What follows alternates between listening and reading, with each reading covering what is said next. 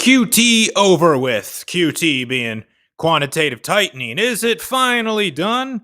Well, some KOLs say that it is, but are they right or are they illiterate? Is the United States in a recession? Well, there's a new indicator that was brought to my attention that actually says, yes, we are in a recession. And is the bull market over and the bear market right around the corner? All these questions answered today. I'm Cairo Copeland. This is Reinvent Ideal. You're about to enter a no bear zone. This is Shut the FUD Up.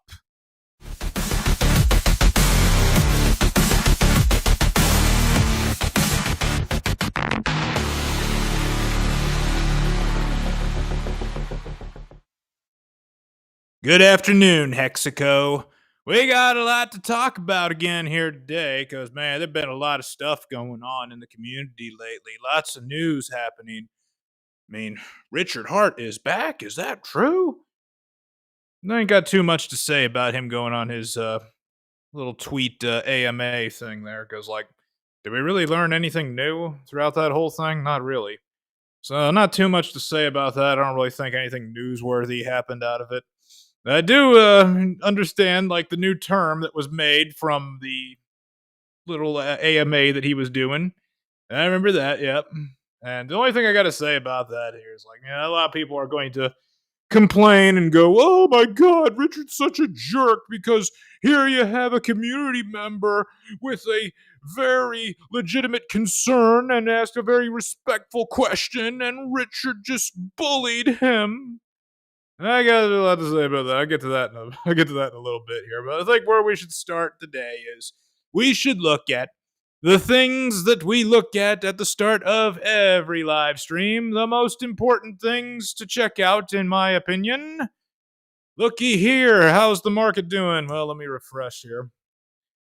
Bitcoin is up just a little bit, but it's also down quite a bit here. Down 12% from the all-time high. It's got a lot of ground to make up here. If it can just get up to 116,000, it can liquidate a lot of shorts and go straight to a new all-time high. But it's going to take a lot more power than is being put into it right now. It's going to take a lot more. And I think that it could stay at this level for the rest of the year because I keep saying it over and over again. We have a difficult Q4 to get through.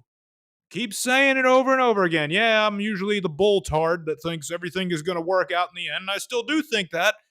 But we got a very difficult time ahead of us. We're just going to have to get through it. I don't foresee Bitcoin reaching a new all-time high this year. It doesn't mean that it can't happen. It could easily happen. I hope I am wrong. But right now, I just don't see it happening just because of all the uncertainty that still has to shake out this year. I mean, the government shutdown is probably going to last all the way into the new year. It's very possible that that happens. So, when that's the case, well, you know what's going to happen is investments are going to stay flat, except for stocks, because stocks have a weekly remittance from paychecks going into 401ks and 403bs. And that's going to continue. So, stocks will keep going up. Everything else will stay flat. Maybe gold keeps going up, but you see, gold goes up because it's a safe haven. Whereas the real risk-on stuff, that is going to stay flat. And that is specifically crypto. Right now, everything is still suffering. Ethereum is below $4,000. It's so pathetic. I mean, it's more likely that gold is going to reach $5,000 before Ethereum reaches $5,000. And that is absolute shame on Vitalik. He ought to be completely ashamed to show his face until he gets Ethereum working. I mean, he is just so pitiful, right? I mean, let's apply the logic that they use on Richard to Vitalik here, okay? Let's apply that. Let's do the same logic that they use on Richard. Let's use on Vitalik, right? It's all Vitalik's fault, right? Because somehow a founder has the ability to just flip a switch and make the coin start going up, right? Can't the founder do something? That's the new, can't the devs do something? I didn't know that there were like these people that had these secret levers that they could pull to make the coins that they founded go up. I never knew that, but I'm glad that all you imbeciles on X are here to tell me these things. Yeah, I'm so glad about that. And I got a particular person on X to call out here. I'm debating whether or not to mention him by name. But guys, look at the whole thing right here, man. The market is taking a beating. Why do we think we're missing out? We're not missing out on a damn thing. The whole market is red. Everything is several percent, like most stuff on here is 60% or more down from its all time high. Even the newcomers this cycle that have the narrative and everything behind them are down. Like Hyperliquid here, it's got so much going for it and it's down. Sui is like the darling of this cycle. Everybody is lining up to suck Sui off, if you know what I mean. They're lining up to smoke its sausage, and still it is down 50% from its all-time high. So please, everyone, just shut the FUD up. We're not missing out on anything. Do see some good prices here for some of the coins that I'm looking to like add more money to, like Kronos here. 15 cents, I think that's a good entry price. Oh, Athena at 42 cents, I really like that. Ondo, like anything below $1 on Ondo, I like. And let's see, everything else right here, man, it's just looking nasty. Ooh, hey, look at this here. ASI, Artificial Superintelligence, formerly known as Fetch AI, is down to 29 cents. That, I think, is a very good entry. Very good entry. And again, I'm going to say all this here. I'm not recommending that you buy any of these coins here or anything. I'm just highlighting, like, what is catching my eye. So those ones are catching my eye. Let's take a look at the RH ecosystem. How's that doing today? Surprisingly, it's not being as brutalized as the rest of the entire crypto market. I'm not saying it's holding up well, but it's not getting kicked in the nuts as bad as everybody else is. Not getting kicked as bad in the nuts there. Oh, yeah, we got some friends coming in here. Hello, Kirill. And Brightlight, Hex.com Army. Tam, my number one cheerleader is here. Ryan, and what is this? Row Up Soar. He's got a question for us here. Well, we'll get to all the questions at the very end of the stream. You go ahead and throw them in the chat. I promise I will answer them. As I get sidetracked when I start answering questions and then forget what I was originally going to stream about. But for the most part here, I'm not saying that this looks good, but man, it could look a whole lot worse here. I mean, only down like 2% in most of the cores, or we're just flat. Not bad. While the rest of the market is really getting kicked super hard in the nuts. I mean, look at some of the basic ERC20s are down 5% or more, or the popular ERC20s down 5% or more. Even the ones that really have the story behind them, like EtherFi, they got a lot going for them. They're down 4.4%. How about Athena down 2% for the day? Chainlink down 5.5%. So, yeah, it's not a great day. Could be a whole lot worse, though. Could be a whole lot worse. What do the stories on CNBC say? Nothing really important here, I don't think. Of course, they're saying, oh, tariffs are pushing prices higher, and consumers are feeling the hit, as the Fed's beige book says. Well, we're going to talk about the Fed later on today here, so I should probably pull up that story since it comes from the Fed's beige book. But what's going to be very interesting to me here is if these tariffs get ruled unconstitutional and have to get refunded, well, gee, how are they going to start reporting on those tariffs now that they no longer have the ability to say, well, they're causing inflation? I mean, if they end up getting refunded and everything and the deficit widens, is the CNBC mainstream financial press going to start saying, oh, we're going to start reporting on the tariffs positively now? I don't think so. All right, so let's see. President Donald Trump's tariffs are pushing inflation generally higher as companies are caught between absorbing costs or passing them on to consumers, according to the Fed report. The central bank's periodic beige book reported Report categorized overall economic growth as having changed little since the last September 3rd report. Okay, so here I need some help because like uh you guys' own state GDP growth state by state that's on your damn blog tells me that Q2 was way better than Q1. Q1, you guys said that 39 out of 50 states were in recession. But then in Q2, you say, well, no, all the states for the most part were green, and we had 3.8 GDP growth. Which one is it, you guys? This release comes amid a dearth of relevant economic data due to a government shutdown entering its third week. Yeah, you know nothing. How did the TradFi markets do today? Let's see. Closed slightly higher, but still somewhat flat. The DXY actually went down today. Check this out. When you look at where it opened at, it was all the way up here in the 99s. Then it went down into the 98s, got all the way down to 98.68. Now it's back up to 98.75.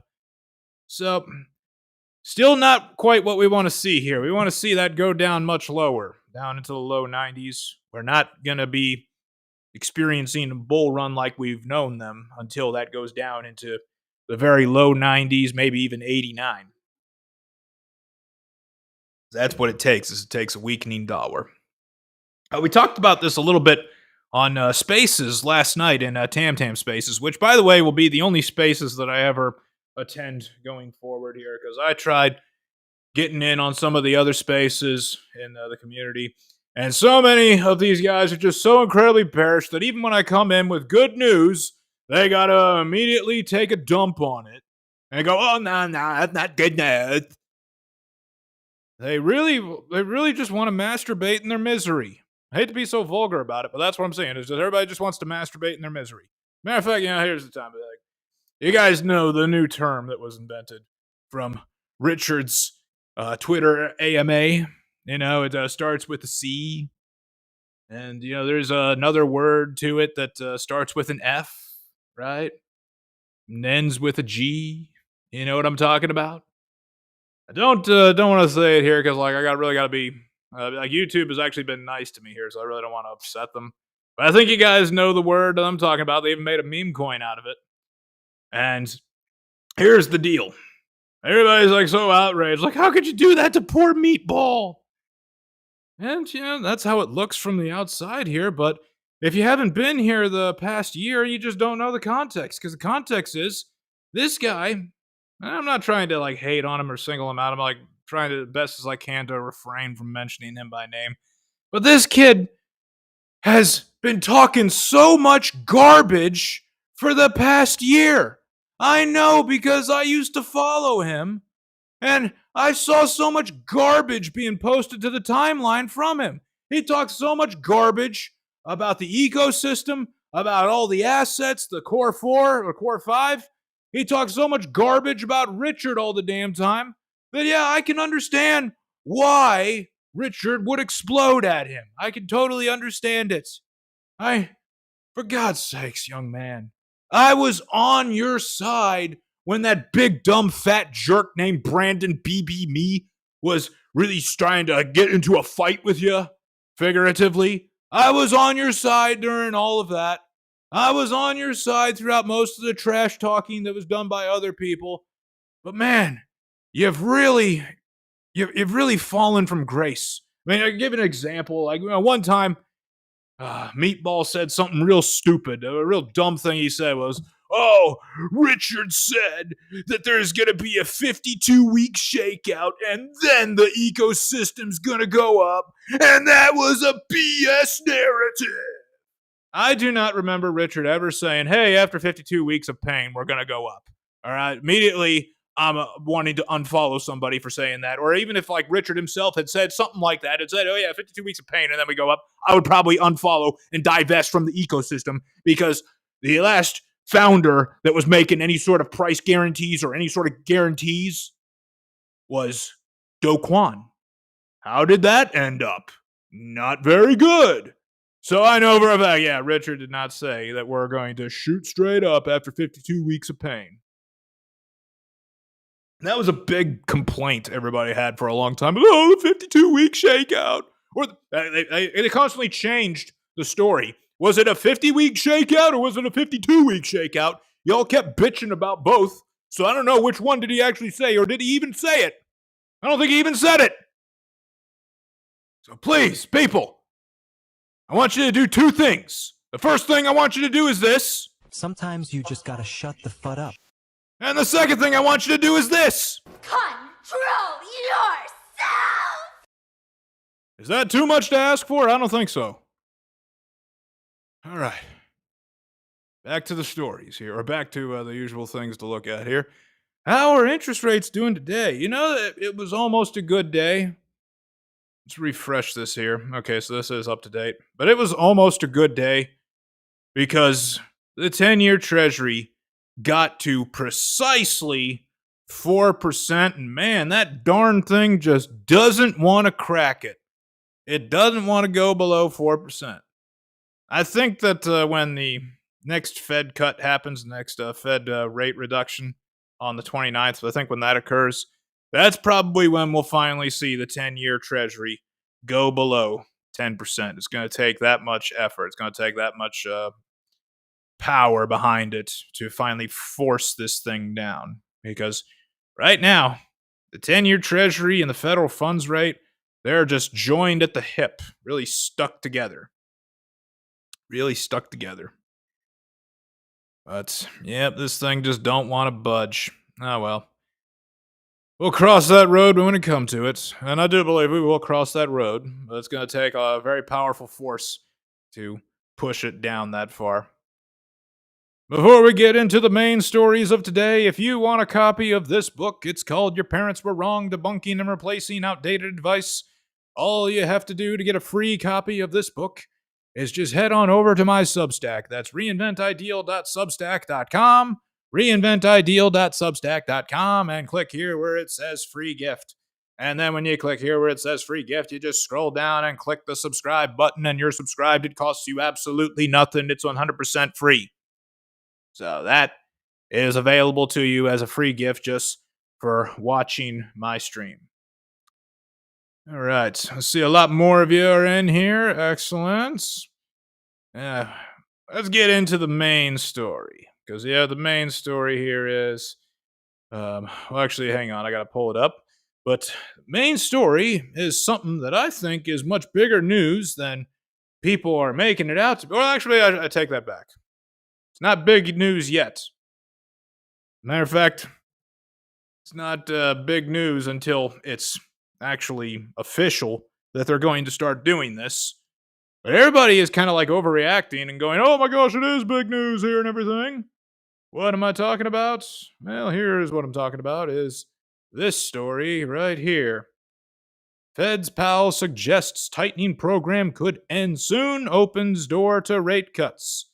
So Federal Reserve Chair Jerome Powell, he was giving a speech yesterday, and he was talking specifically about the Federal Reserve balance sheet.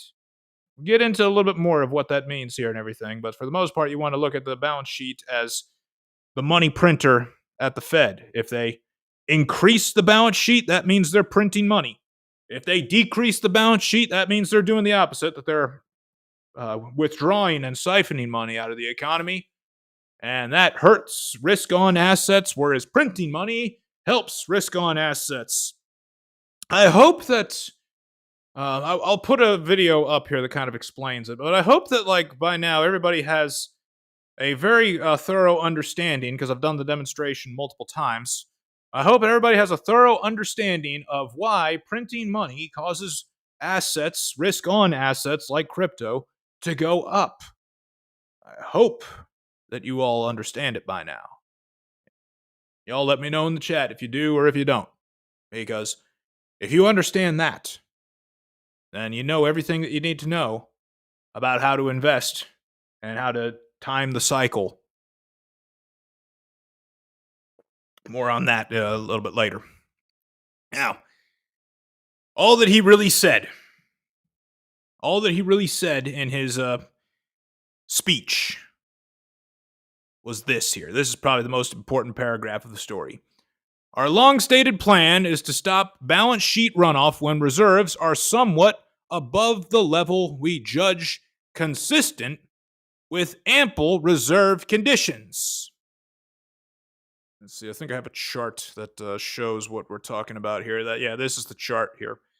Federal Reserve balance sheet, as it's going down, you see what's on the balance sheet is bonds, and as those bonds come to maturity and they don't replace those bonds, that's quantitative tightening, because when the bond matures, the bond holder gets their money back.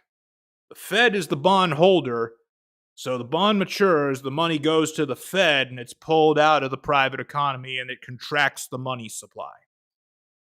All right. So as this goes down, this is bad for risk on assets. Now, the reason they do this here is because inflation is too hot, so they got to let it go down. It's like if they turn on the money printer and reverse this right away, and they do it carelessly, that's going to get inflation back to being white hot. You don't want that. But it's also very good for risk on assets when they have it turned on. Right now, the tightening, they're letting their balance sheet run off. That's called tightening, quantitative tightening. That's bad for risk on assets. But as you can see, the pace of it has slowed down tremendously. Very tremendous slowdown in pace. Now, what Powell said about this here is, we may approach that point in coming months, and we are closely monitoring a wide range of indicators to inform this decision. So in short, what he says is, we may be able to stop quantitative tightening in the coming months. It's not a guarantee that they're going to, and it's certainly not what a bunch of people are reporting to you on X, saying, oh yeah, the Fed stopped quantitative tightening. You know who said that? One of the biggest imbeciles in all of crypto, somebody that I used to have a lot of respect for. I don't have any respect for him anymore. He's one of the biggest idiots that streams on YouTube and posts a bunch of trash on X. I'm talking about Ivan on Tech, one of the biggest imbeciles ever. Because here's what he posted. Breaking! I'm going to do it in his voice. Breaking! Powell says QT is over! Bitcoin could catch a bid here. I'm back to being retardio bull above 127,000. Hey, you could have just said, you could have just stopped the sentence right here, boy. Could have just said you're back to being retardio. Retweet if you want this to happen and get effing rich in Q4. Wonder, anybody watch his stream earlier today? Because I guarantee you, like on his stream, he probably did something like, oh, yes, we're pushing the button. Oh, well, this Fugazi. Powell says that QT is over, and man, I just don't understand why Hex is down for that reason. Pulsicons! Hexagons! Why is your coin down when quantitative tightening is ending? Can you tell me why? So this imbecile reports it wrong because he's absolutely investment illiterate. I wonder who else reported it wrong. I can think of probably a few others here, like maybe Rand Nooner, who goes, oh, ladies and gentlemen, guess what we got to do here? We got to tell you that QT is over. That's right. Jerome Powell says he's going to end quantitative tightening. In his stupid Bullwinkle voice, he says that. Or maybe George from Cryptos R Us goes, welcome to Cryptos R Us. I'm Jerome Powell says quantitative tightening over. Hey, George, do you need a laxative? Because every time I hear you, you sound completely constipated. I got some great laxatives if you need them, all right? And all he can ever say is the same damn thing, which he's probably said today here, is, you gotta remember, guys, that dips are gifts. Or you know who I'm pretty sure reported it wrong? One of the biggest idiots in this space, a dummy named Deezy over at Piss Cover Crypto, who sounds like he's straight from the trailer park, and I know because I lived in a trailer park, so he probably gets up there and says, well, ladies and gentlemen, what I gotta tell y'all is that quantitative tightening is probably over. And this is incredible, but man, crypto is not reacting to it the way we thought it'd be reacting to it. I guess maybe it was just another one of those buy the rumor, sell the news events. And God almighty, I hate that phrase with all my heart. And that idiot Deezy has said it. He says it like 15 times for every stream, over every story, like that's the only thing he knows about investments, which is not true in any way, shape, or form. It has never been something that anybody has ever actually done. Whenever you see any type of streamer or KOL say, oh, it's a buy the rumor, sell the news event, you know, to unfollow that idiot because he's an absolute imbecile that has zero investment literacy because nobody in the real world actually does that. Yes, I'm still ticked off Cairo today. Still angry, grumpy Cairo because I'm just so sick of all the crap that I'm constantly seeing from all these people that are held up as like these great experts that we should all just sit and listen to their opinions. And, oh, yeah, they tell you absolutely nothing on any of their streams. Or how about Ben Armstrong? I love you, Ben. What the heck's gotten into you lately? Get on there and goes, GM, yes, it appears that maybe quantitative tightening is going to be over soon. Okay. And what do you have to say about it as far as what should we do? What should we watch out for? Oh, I don't know nothing about that. Okay, well, good, great. All right. So, do not listen to this idiot named Ivan. He doesn't know what he's talking about. He's a very stupid boy. He's about as stupid as Joshua Jake. So here's the deal. This is still going on. The balance sheet is trending down. That is quantitative tightening. A lot of other idiots out there are going to say, well, if they stop quantitative tightening, that means they're going to go to quantitative easing, which is money printing, which is what we want. But no, that is not what's going to happen. Because they can keep the balance sheet in a steady state of flat line maintenance for a very long time. They could do it for a whole year. They've done it before. Now, if they do that, that is actually good. If they do steady sheet maintenance along with interest rate cuts, that could be just as good as quantitative easing. Here's 2017. And really, they did it for like a whole 3 years. From like 2015 all the way up to 2018. They kept the balance sheet flat. And when they did that, that was where we got the second cycle bull run. All right? This was Bitcoin's second cycle. And it was the time where a lot of people heard about it for the first time. Very good times. They even had a nice little altcoin season at the end of it. So, could be good times ahead, but it's not started yet, guys. It's not started. I would love to get up here and tell y'all that, yes, quantitative tightening has ended and we're in a period of steady state balance sheet maintenance. I would love to say that. I'll be the first one to say it when it's true. But it's more important for me to tell you guys the truth. I mean, I'm already putting my neck on the line out here in a very dangerous way by being the one to say, hey, yeah, the bull run, it never even got started. And it's not going to start for a while. And when it does, though, it's going to blow everybody up. It's going to blow the pants off of everyone. All right? That's a very dangerous thing here for me to say, because if it doesn't come true, a lot of people are going to be very pissed off at me. The more safe thing for me to do is to be like every other coward out there to just say, oh, yeah, bear market's here. Because you see, that's the easy way out. Nobody's going to get mad at me for being bearish. Nobody's going to hold it against me, because if I'm right, great. I'm right.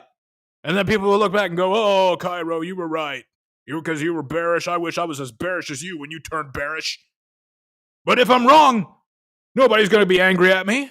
Nobody's even going to remember me. Yeah, there was like some guy, he had an Egyptian-sounding name, and I think that he did say a bear market was starting. Man, we're glad he was wrong, right? So I'm taking a big risk here by telling y'all what I tell y'all, which is bull market never got started, and it could take a long time before it gets started. That's a huge risk. Because if I'm wrong, I think a lot of people are going to be out for blood trying to hunt me down. I mean, Not just me, but several other guys. I mean, Charlie from Cultivate Crypto, Miguel from Dollar Cost Crypto. There's going to be prices on our heads if we're wrong, especially those two, because not a single one of the coins that they've ever recommended is in profit right now. Every single one of them is in the red. They've been recommending the Sonic ecosystem. They've been recommending the Pulse Chain ecosystem. They've been recommending GameFi for several quarters now, and every single one of those is deep in the red. So if we're wrong, then we're in big trouble. So this is how you know I'm telling you the truth, because of the amount of risk I'm taking by giving you my honest opinion that I don't think the bull run ever got started and it's still yet to come, that our best days are still ahead of us. Whereas all these other guys, like Ivan the idiot, that's saying QT just ended, which is not true, and he wants to keep flushing a bunch of stuff to get you to watch him. You'll watch him if he says, "Oh yes, we're gonna pump because of QT," which no, we're not going to pump yet because QT hasn't been paused yet. So continue trolling Ivan if you are like me and are trolling him. Here's why I say that a flat balance sheet is good. Because here's what's happened every time in history that it's occurred. We had it, this is just looking at stocks, because the only time we had it in crypto was in 2017. We know what happened there with crypto. We know what happened there. We know it was good for Bitcoin and the alt season that followed. But in all the times prior, that all we had at the time was the stock market. And it worked out great for stocks the whole time. Maintenance, steady sheet maintenance. From 2003 to 2007, the stocks went up 87%. But didn't have Bitcoin yet. 1990 to 2000, had a very stable balance sheet at the Fed. Stocks went up 340%. So it's very good for risk-on assets to have a stable Federal Reserve balance sheet. It's going to be great when they stop the quantitative tightening. They haven't done it yet. You will hear from me when they do it. I will be streaming and I will be celebrating. All right? Now, a little bit more here about the quantitative tightening and easing here. It's possible that the Fed has been very far behind. That's what is saying here, is that, for one thing, rate cuts are going to have to go down a lot more than they're prepared to make them go down by. And they're going to have to continue reducing these rates here. And that's what this chart from Bloomberg here is showing us, is that the rate reductions, if they all go as planned, and what's going to happen here is that they will be bringing the federal funds rate down to 3% by July 29th, 2026. Now, that kind of falls right in line with my prediction that, hey, the bull run doesn't really start until Q3 of next year, or June of 2026. I think it'll be Q3. I think it could even be longer than that. Especially when we take a look at the rest of this here. It doesn't really get below 3% until September of 2026.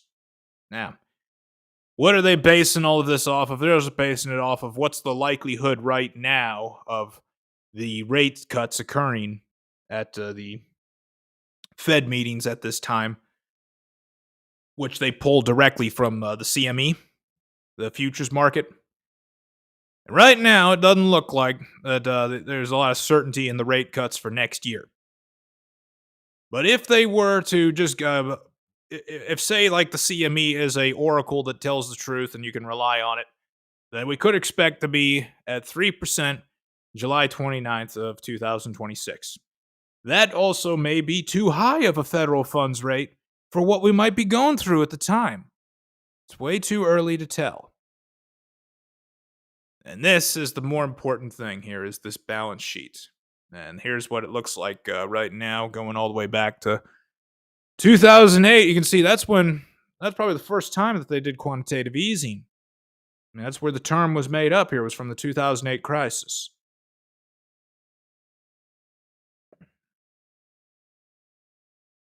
All right. Now, the Fed won't be the only one doing quantitative easing. Also, the Bank of Japan will be doing that, but right now they're not doing that.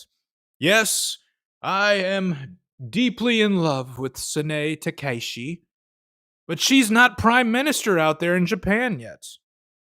I want her to be because, she's my girlfriend and everything, and I'm so willing to take one for the team for her, y'all, as long as she pumps our bags.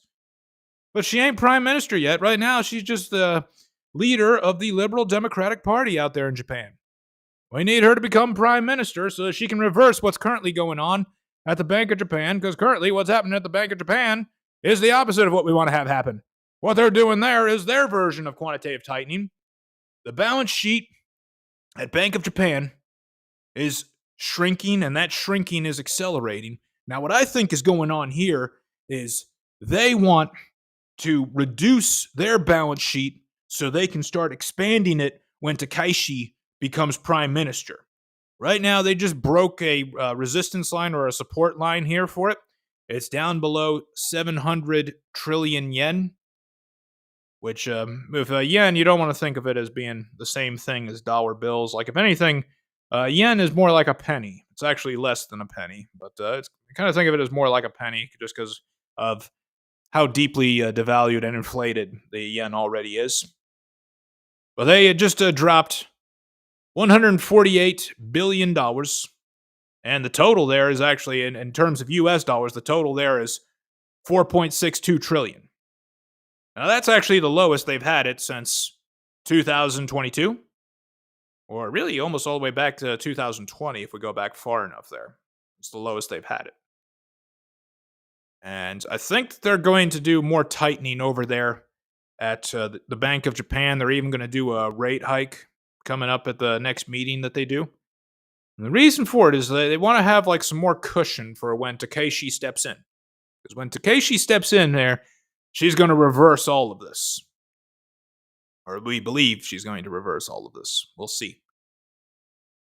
Something else here to talk about when it comes to the quantitative tightening is that the tightening they've been doing has just been on short-term treasuries, the T-bills. That's what the blue line shows you. All of the bonds that they've allowed to go to maturity and roll off of the balance sheet, those have just been the short-term ones. And when it comes to the long-term treasuries, those ones they're actually buying. So if there were no short-term treasuries on the Fed's balance sheet, the Fed would actually be doing quantitative easing because they're actually buying long-term treasuries like the 10-year. This is incredible. This is incredible to me because what's happening here with this is that the 10-year treasury being where it's at right now is even with the buying of it from the Fed, even with the Fed trying to keep the yield down, that yield on the 10-year treasury is still staying above 4%, even with the Fed's power. Now, what I think is the deal here about the Federal Reserve buying the 10 years, they're not really buying that much of it. I mean, what this shows you here is that since 2023, they've only bought about $200 billion worth of those treasuries. That's not that much. And in like true quantitative easing, they would be buying $1 trillion worth of it at a time. Or probably within the course of a year, they would buy $3 trillion of the 10-year treasury. So while they've already started buying those 10-year treasuries, it's really not enough to matter yet, especially with the amount of tightening that they're doing here at the blue line. Because like this shows you that, more than $500 billion has been matured and rolled off of the balance sheet. So it's still tightening. But man, when that tightening stops, I think that them buying up the 10-year treasury continues. And we could get easing sooner than we thought. Don't want to make that promise to you guys, though. Don't think I'm trying to make that sort of promise. Oh, yeah, they're definitely doing it. No. Because we got to look at the overall picture here. Like, the overall picture here basically says, 2012, they bought a whole bunch of these 10-year treasuries. And then in 2020, they bought a whole bunch of both. And I think like where easing really begins is when both the red and blue line go up together. Because they are going to have to do a lot with the blue line there. With the blue line, that's the short-term T-bills. There's a lot more T-bills out there than there is treasury bonds and treasury notes. And Scott Bessent is kind of running the entire U.S. Treasury, the entire country, on short-term T-bills. So that's the situation so far with quantitative tightening and quantitative easing. And I imagine you're probably tired of hearing me say those words here, so we're going to move on. Next story here tells us, oh God, all these ads. They do this with all the pop-ups and everything. Like, will you guys knock it off already? All right, so here's the deal. Real recession indicator. Forget the Fed or Wall Street. An exotic dancer in Austin gives shocking signals on the world's largest economy.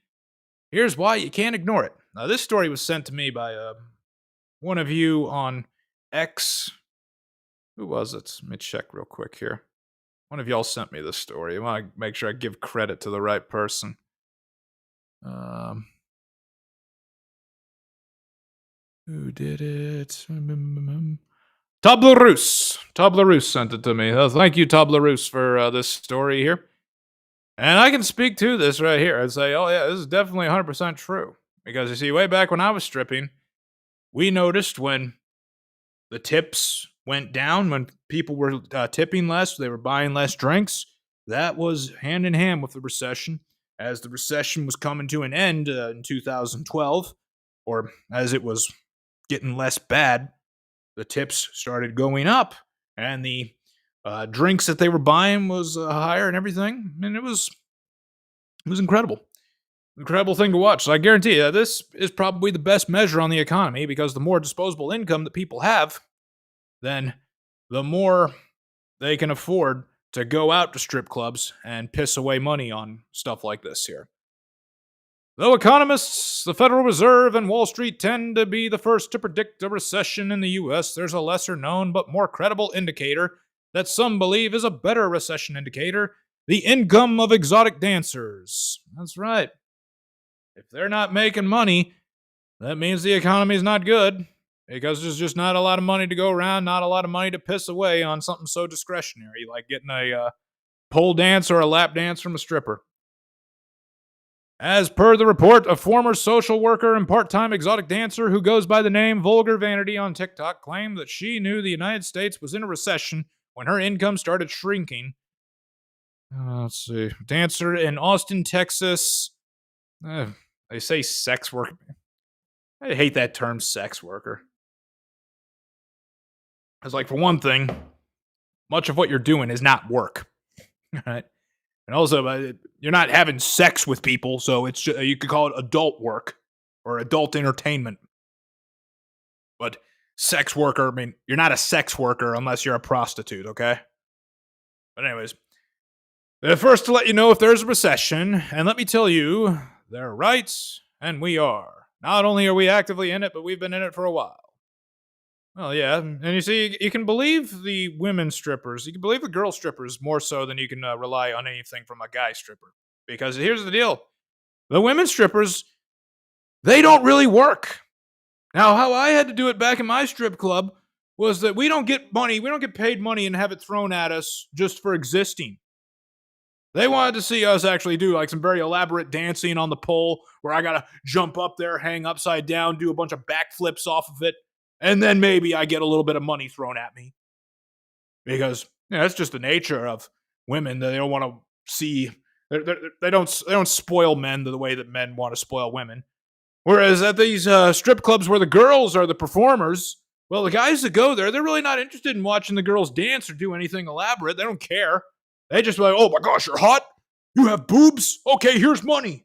'Cause that's what we do in this country, apparently, is we just give money, we give money to women just for existing. So, Vulgar Vanity had earned $43,000 working 4 days a week in October 2022. Oh my God, I tell you, to make $43,000 a year, if I was able to make that stripping back in 2012, I would have been happy. There was no way I was ever going to make anything close to that amount. All right. I mean, for one thing, like guy strippers are always going to make half as much as women. But to do 43,000 and to do it on 4 days a week, that would have been great way back in 2012. Because in 2012, like $36,000 was a lot of money. You could live off of that, or it sure felt like a lot. She took a 3-month break before returning to work in March and earned $20,000, totaling $99,000 in 6 months. However, those big paychecks didn't continue. Vulgar Vanity shared with her followers that was the last of my big hits. The rest of the year, I scrape another $30,000. Oh, poor you. Winter slump and a declining industry. That's another thing to take into consideration here is that I think stripping could be going away just because if you're looking for if you want to if you're a guy and you want to look at something nice, well, you guys know where you go to see that, right? Mm-hmm. There's a website I hear that starts with an O, right?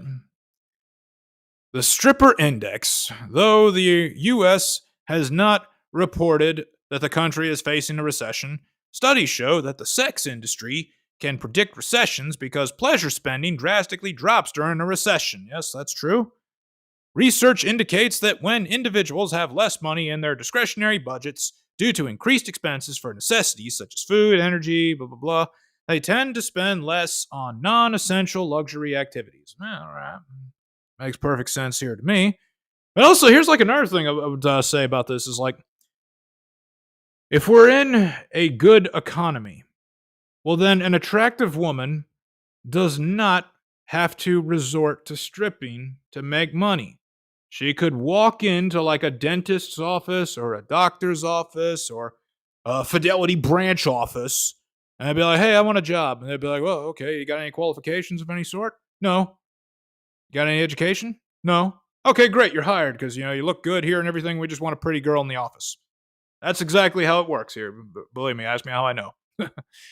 And also, like when you're in a booming economy, I think what else you'll notice is that your strippers are typically going to be ugly or less attractive because girls, the office jobs, leaving none behind for the average looking girls. So the average looking girls are the ones that resort to stripping. Other surprising recession indicators. Let's see, lipstick sales. Interesting. Because women buy cheaper options and affordable luxury during hard times, according to Daily Mail. Men taking longer to replace their underwear. Well, we do that already here. More individuals using online dating apps as they spend more time at home. Interesting. Well, I don't think that's because they spend more time at home. I think it's because the girls are hoping that they're going to find a rich husband that's going to bail them out of this bad economy.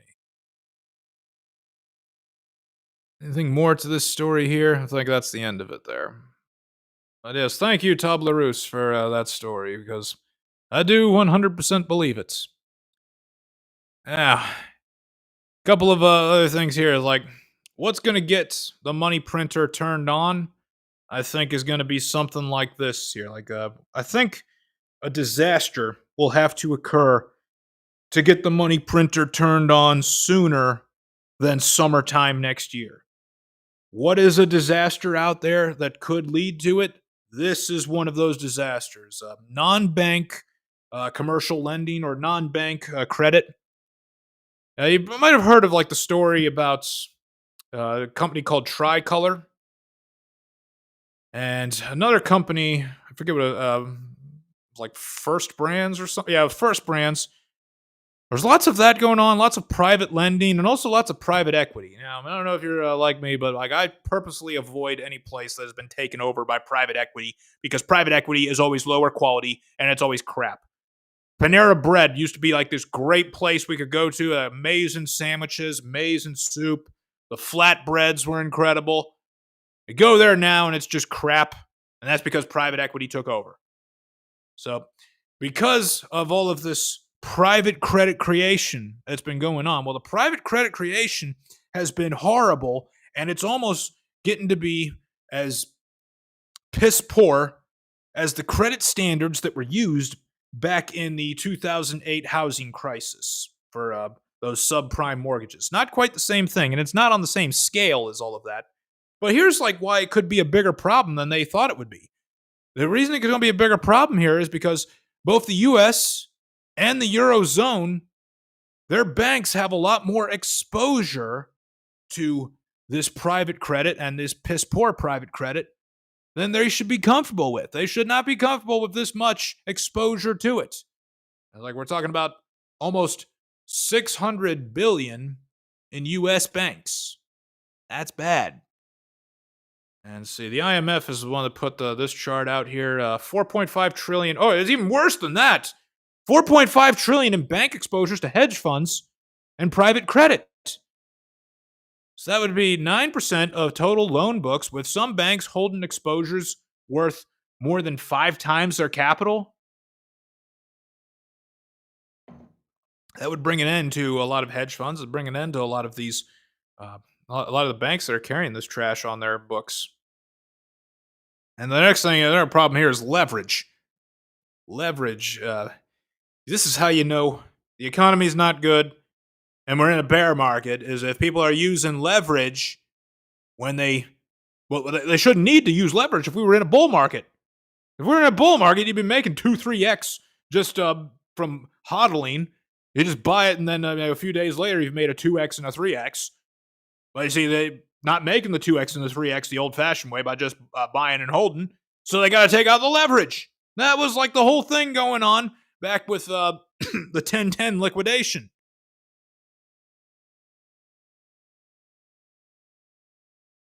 Here's another chart that kind of shows the problem here as well. Private credit has been the source of just about all credit creation so far this cycle. And we're talking like all the way back to, still, so far this year is what you could say. Because when you look at the blue line right here that's rising, that's the private credit creation. And, wait a minute. I'm sorry. That's the S&P 500.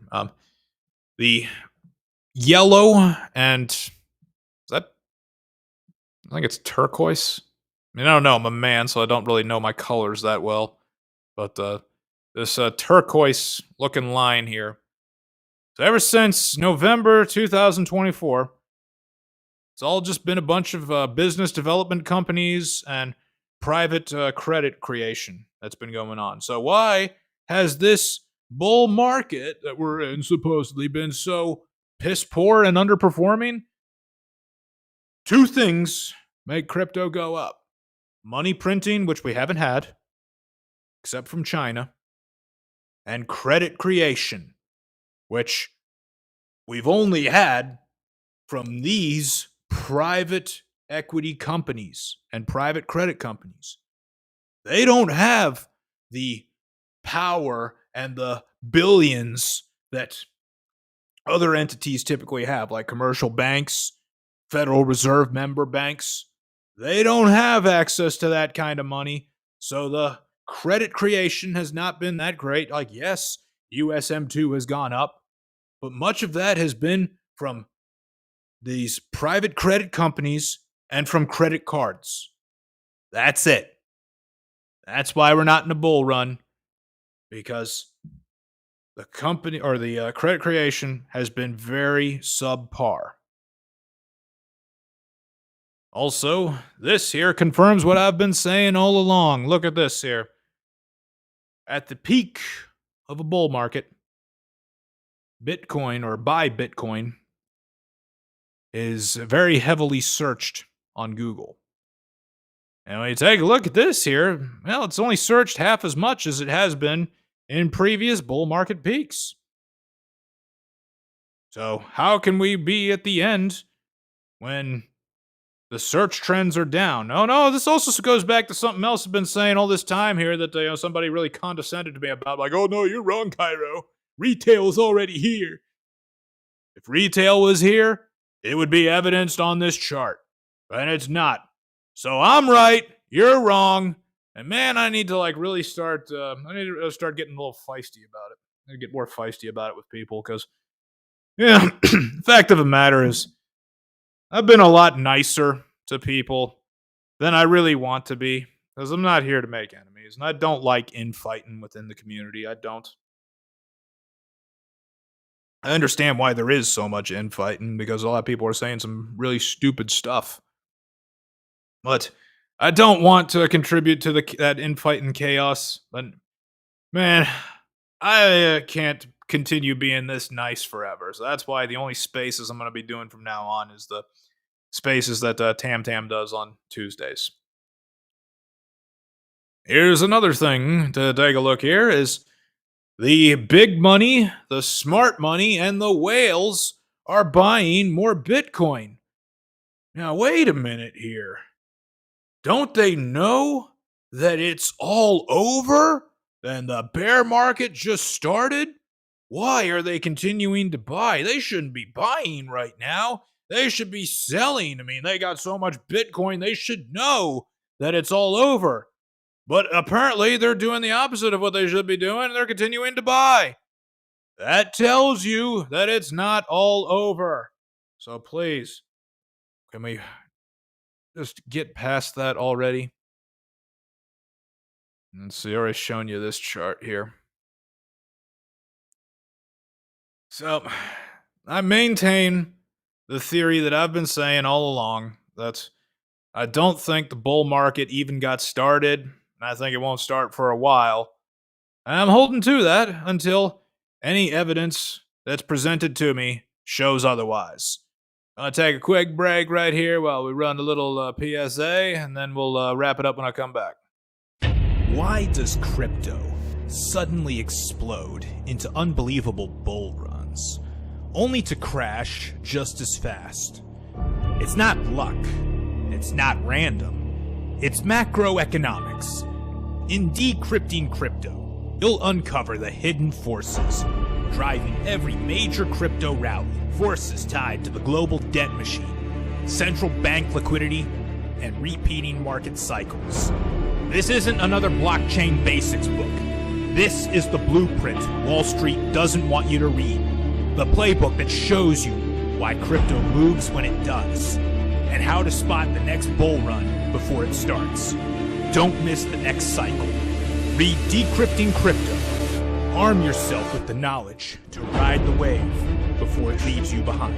Decrypting Crypto by Cairo Code. Available now on Amazon and Audible.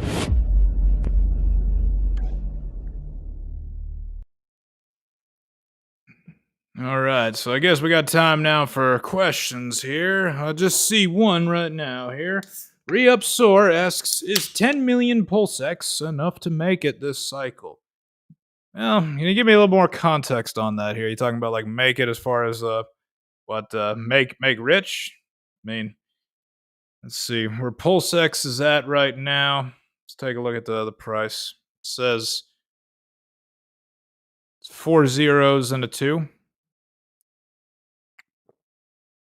What's the highest that it's ever been? I mean, I know that there was a really incredible top in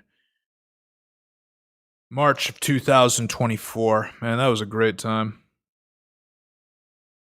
So it got up to 3 zeros and a 1. I do believe that it can get to 1/10 of a cent. Let's see, 10 million times that.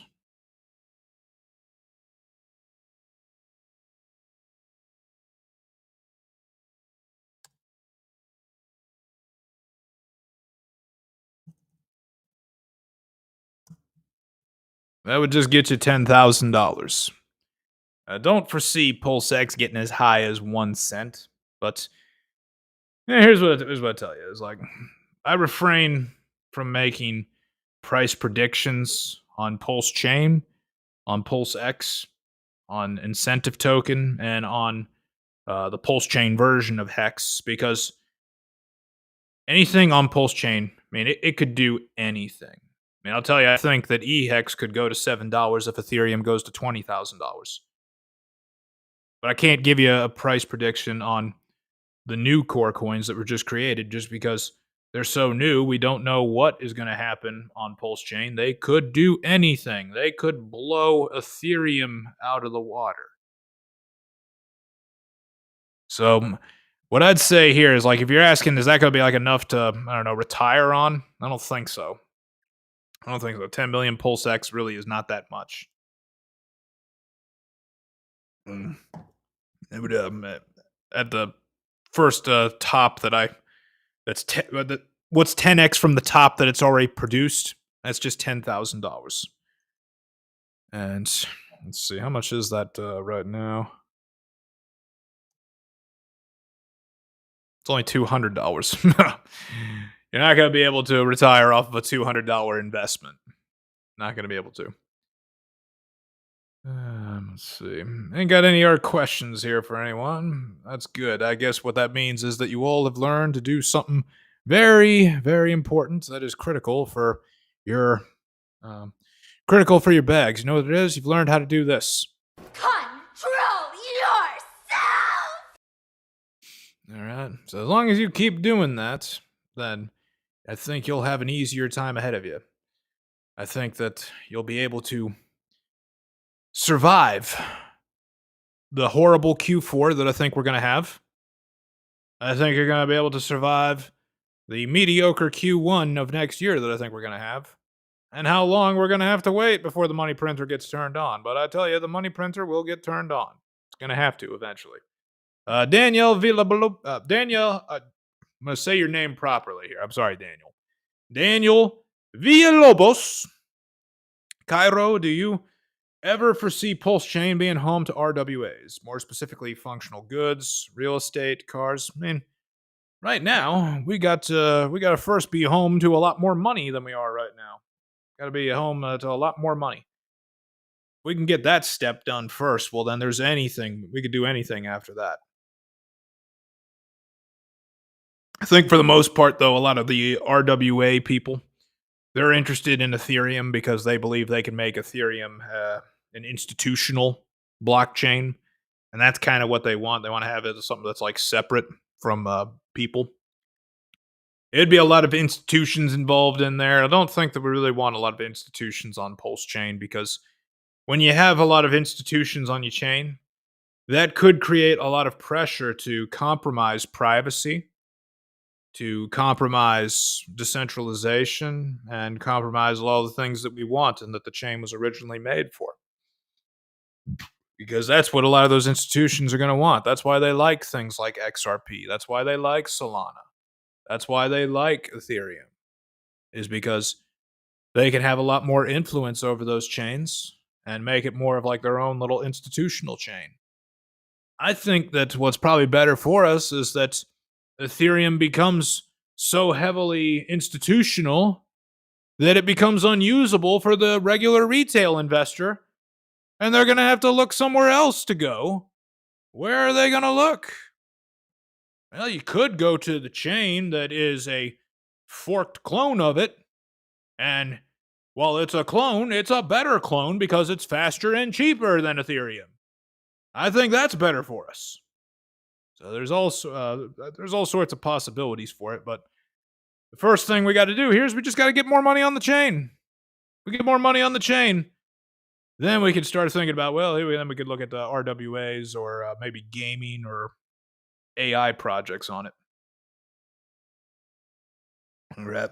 Sorry to be such a one-trick pony for you guys here today to be talking about the Fed's balance sheet and how all that works, but to me, I really do think that is the most important feature of any bull run or any crypto cycle at all, because what goes on with that balance sheet really sets the tone for what happens in the cycle at large.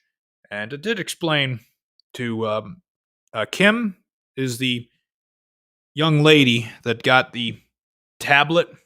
It was a great conversation that we had with her. I'd love to have more conversations with her, but she got the tablet and ended up kind of joining our community. She joined us for Spaces last night. And what we explained it to her is how the money printer is what really causes all crypto to go up, because the new money that's being added to the economy, eventually it's going to end up in the hands of somebody who wants to set the money aside, somebody who wants to save the money. And how do they save it? They can put it directly into financial assets, or they can put it in the bank, and the bank will put it into financial assets. All money printed eventually ends up in financial assets, because it eventually, as it circulates through the economy, it eventually ends up in the hands of somebody who wants to save more of it. It eventually ends up in the pocket of somebody who has enough of it already and they want to save more. So that's why I keep pushing. This money printer is the only thing that truly matters. There's one other thing we could kind of cover here today. One other thing that I saw from Shill Gates about like the whole Richard Hart tweeting AMA. I don't think Shill's bearish, but he does sound pretty upset about what's been going on here lately. There's what he says. Based on everything I saw Richard Hart say yesterday, it seems, one, he's already injected over $20 million into Pulse Chain and whales dumped on his head. Two, he's very upset about getting dumped on and probably won't ever inject SAC funds again. I think that's a good thing, guys. I don't want the SAC address to be dumping all sorts of money into pumping the price of these coins up, because, one, you know what everybody is going to say. Two, you know what everybody's going to do. They're just going to extract it out. I mean, this experiment has been run at a few other places. Pump.fun tried doing this. They did a coin buyback. So they injected a whole bunch of money into the token. And what happened was people sold it down and just extracted all of that money. So it was totally pointless to do the coin buyback. Because people think, well, it's going to have like the same effect as a stock buyback. No, it's not going to have the same effect as the buybacks that they do in stocks. Because in stocks, they got a lot more. In stocks, what happens there is that the ones that they buy back and take off the market, they put into the treasury of the company, and it becomes treasury stock. And then they end up eventually rewarding it out to their executives that they give through stock options. So it doesn't really leave the market, but it's like the reason the company is buying back that stock is to align the interests of the executives with the investors. So it serves a very specific purpose aside from just making the price go up. So I don't think that it's a good idea. We should really kind of abandon the idea that the SAC address has to use the funds to pump the chain, because if that's the case, I mean, if that's all that we do, well, then basically what we did here was we just sent a whole bunch of money to Richard Hart just for him to send it back to where it came from. What's the point? And I'd be pretty ticked off too if I was Richard. Like, y'all complained about the origin address last cycle and how it was, it's so horrible, the origin address. It could dump everything, and it never did. It never sold a penny, but still everybody bitched about it. And now we're going to bitch about the SAC address. Like, oh, I get the SAC address, save us. Well, every time he stepped in trying to make things good for you, y'all wrecked it. You extracted the money. Like, you guys can't be trusted with nice things is how I see it here. What's happening with you guys is he tries to do something nice with giveaways. And what do y'all do with it? I mean, for one, like the giveaways like the PRC 20s. Bunch of people took one of those PRC 20s and almost wrecked his entire chain with it. Y'all know which one I'm talking about. When it came to the incentive token, people were using that as a way to trying to think of a nice way to say this, but basically as a way just to extract value off of his chain for free. Just rip the money right out and take it off the chain. Because what people were doing was they were ink farming. They took the ink, they sold it for USDC, and they moved it off the chain. That is incredibly destructive. And then whenever he used some of the SAC money to try to create some green candles, y'all sold it down. So I wouldn't trust you if I were him either. If I were him, I would not trust you people with any good giveaways. I wouldn't do them. And also, if our chain can't pump on its own without Richard injecting some money into it, well then, do we even deserve to pump? All right, number 3, he no longer believes green candles are good marketing. Well, I think he believes that they are. It's just, if nobody is paying attention, what good are they? Because here's another thing you got to remember. We're gatekept. We are not where we deserve to be on CoinMarketCap. They're not going to put us on the first page. They got us all the way back on where they got us here. They got us pushed all the way down to 3,764. So even if we had green candles, nobody would see them. And I think on Crypto Bubbles, they don't even have us on the first page yet. You know, or not 1 through 100. We got to be 1 through 100 to appear on Crypto Bubbles. He refuses to stream anymore because he doesn't get enough views. I don't think that was his excuse. I don't think it was. Maybe did he say that? Anybody in the chat know for sure? Did he say that he doesn't want to stream because he doesn't get enough views? I mean, what I'm thinking here is that he can't stream because his lawyers are telling him not to, but he can't come out and say, "Hey, my lawyers are telling me not to," because that's addressed in the case that they have specifically told him not to address. That's what I think is going on there. He thinks knocking on doors and other forms of marketing will save Pulse Chain. I mean, I don't think that the marketing is doing anything. I could be wrong. I hope to God I am wrong. And I'm not going to talk any trash about the marketing efforts because I know a lot of people out there are busting their butts off trying to make it happen. So even though I don't have a very positive opinion on it, I'm not going to express that unpositive opinion. I'm not going to express any negativity because people are working their butts off. And I hope it works out. I really do. I hope and pray that it works out. And it says he wants us to do all of the marketing ourselves. Honestly, I think the best thing for us to do is this here. The best thing for every Hexagon to do is to go work an extra shift. Work an extra shift. Take the money that you got from it. Buy some stable coins and let the stable coins accumulate. And then on a very red day, not today, because it's not that red in Pulse Chain land, but on a very red day, you deploy those stables into the assets. You deploy those stables into Pulse Chain, Pulse X, Hex, eHex.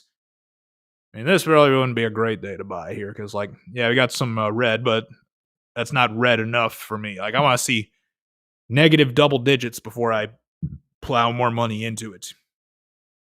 And I really do think that all the streamers that Hex has more streamers than anyone else. Richard Hart fans have, or Richard Hart ecosystem has more streamers than anyone else. Maybe it'd be better if we all just stopped streaming because, like, the market sucks overall. So it's not like people are searching for live streams about crypto right now. Maybe if we all just stopped streaming, we worked an extra shift, accumulated a little bit more money, and then we deploy that money on red days.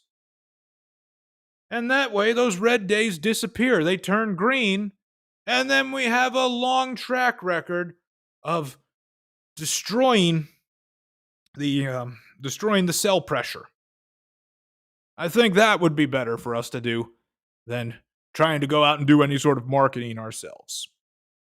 NJ Dub says, he said his channel with 150,000 subs should be bigger and talked about how 34,000 views on his last video is too low. Okay. All right. I mean, I actually kind of agree with that then. Because, like, you really put yourself out there to become like the most controversial figure in all of crypto. And that's the most you get.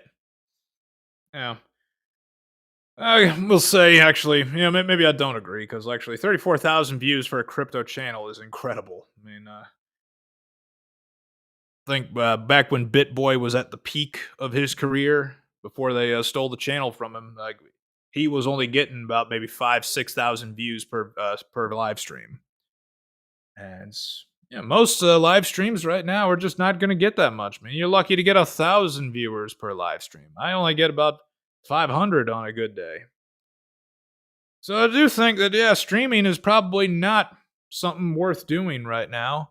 I'm not saying I'm quitting. I'm not quitting or anything like that. But I'm saying I don't think streaming is worth doing right now because nobody's looking for crypto streams. And the reason nobody's looking is because the candles are not green. They're red. And they're going to be like this throughout all of Q4 because everybody thinks that it's supposed to be all over and a lot of people are going to sell down the coins. There's going to be a lot of tax loss harvesting coming up in December if it's not happening already. There's going to be a ton of that. And I think what's more productive for you is work an extra shift. If overtime's available, take the overtime. Because one of two things is happening. Like one, there's going to be some really good buying prices ahead of us, really good entry prices. Or two, if you don't think that a bull run is coming, if you think we're in a bear market already, well then you want to accumulate as much cash as you possibly can. Anyway. And then you can deploy that cash when you have confirmation that we're in a bear market. But all the bears, they don't even want to do that. They don't even want to say that. See, I think what's happening with all the bears, like I said earlier, they're just bearish because it's easier to be bearish. I mean, for one, majority of human thoughts are negative. It's easier to be negative than to be positive. And then two, if you're bearish and you're wrong, nobody is mad at you. But if you're bullish and you're wrong, everybody is mad at you. And they could come after you. I fully expect that people would come after me if no bull run ever comes. Which, hey, that's a risk I'm willing to take because that's the amount of conviction I have in that money printer getting turned on and the effect that money printer has on financial assets, including crypto. All right, you guys, that's all I got to say for today here. Sorry to be a one-trick pony and to have a short stream, but there's really not too much to talk about, not too much going on here. And I'm not going to be like Ivan and say, oh yes, QT is ending, when it hasn't ended yet. It's not news yet. That's why the market is still down. That's why you see all of this nasty red price action going on here. Because quantitative tightening is not over yet, like Ivan the idiot said. What happened is Jerome Powell just said, oh, we might end it in the next few months. Which, it's great that he said that. That's the first time that we've heard him talk about the balance sheet in a way that's favorable to us. But we haven't really crossed any lines yet. We haven't really reached any milestones, haven't reached any checkpoints here. So, until then, we got to stay strong, and you just got to learn to ignore the noise. And, it's holiday season coming up right here. Actually enjoy the holidays. Don't be looking at coin market cap over and over again. Yeah. If you have profits, I'd say, well, do you take profits? But none of us, I don't think any of us really have any profits right now after the big washout that occurred. So, this holiday season, as that time comes, if you're in profit, I'd certainly say take profits. But if not, don't worry. Don't worry. It'll be a long time still before that money printer gets turned on. But I do believe it is going to get turned on. That's all I got to say for today, guys. You have a good night. That is it for us today, you glorious degens. Smash that subscribe button to join the rebellion, and follow me on X at ReinventIdeal for more unfiltered truth bombs between live streams. And if this was your first time listening, head over to reinventideal.substack.com, because I have a free gift waiting for you there.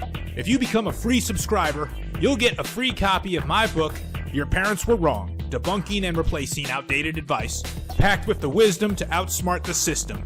It's absolutely free to join, so no excuses. Grab it before the suits catch on. And remember,